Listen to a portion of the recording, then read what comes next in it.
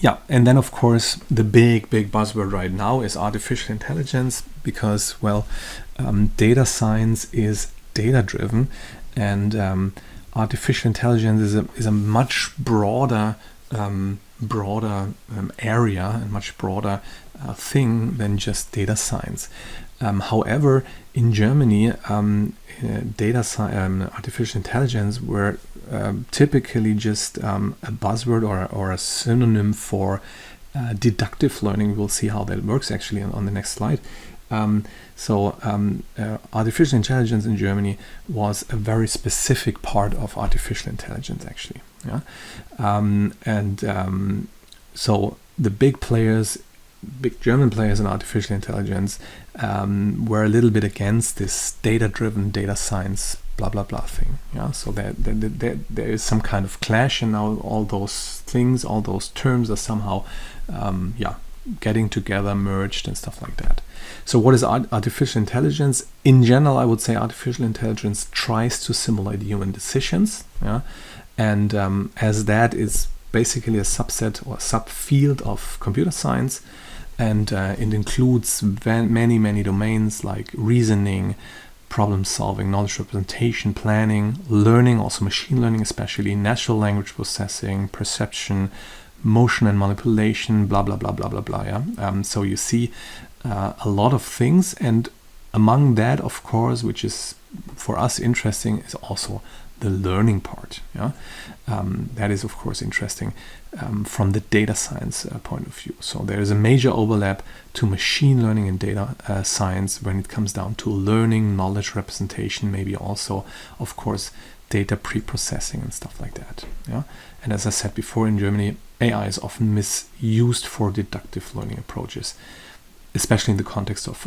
robotics here. Yeah, so when it comes down to learning, maybe the question is how machines learn at all. By the way, how can machines learn? Yeah, and there are two basic orthogonal approaches. Many people think they are somehow exclusive approaches, so they are enemies, but in my point of view, they can even comprehend each other very well, and that's what a lot of people also think right now. So anyway, so here are the two ways to do it. So that is in Germany, the traditional way of AI is deductive learning. What is that? We use a set of facts and rules, yeah, which is the knowledge base, to derive new facts with logical inference or with simulation. So it need not to be facts and rules in terms of logical formulas, which is typically the fact in expert systems, but it can also be some kind of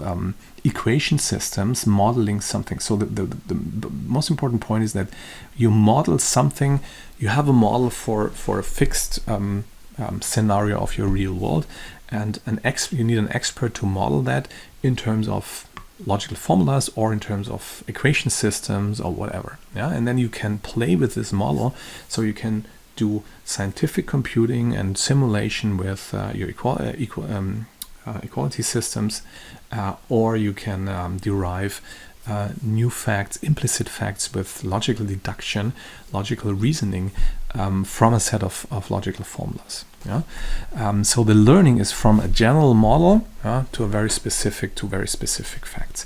And here is an example with logical formulas. So maybe we have two facts in our fact base. The first fact is Krüger is German, and the second fact in the fact base is all the Germans have no sense of humor. So you can derive from those two facts, which are given by the experts, so they are 100% true. You can derive the fact, well, Germans no sense of humor, Krüger is German, so Krüger has no sense of humor. That is implicit in this fact base. Since the knowledge base is always true because it's given by the expert, the derived facts are also true always, so to say. Yeah. However, there is no, so that is the positive side. The negative side is there is no real predictive power. So everything outside your modeled world cannot be predicted or judged or evaluated or whatever. Yeah. So for example, here in this very simple example, you can derive facts about Germans. If you know someone is German, you know she or he has no sense of humor. But if someone is not German, you have no idea about her or his sense of humor. So that is outside of the modeled world. You only model the Germans, and that's it. And that's not only here with facts, logical facts, but also with simulation systems like equation systems. In what you don't model with your equation systems cannot be simulated, of course. So that was actually one of the bigger problems in these Boeing 737 MAX disaster. That in the end it was, of course, this flight system, but the flight system and the fact that there was only one sensor feeding that flight system, but there was some closed system, rule-based system with some equation systems in it, which were able to simulate what's going on actually, and the model was actually too limited, which for years for other flight aircraft types it was perfectly fine, but not for this one, obviously.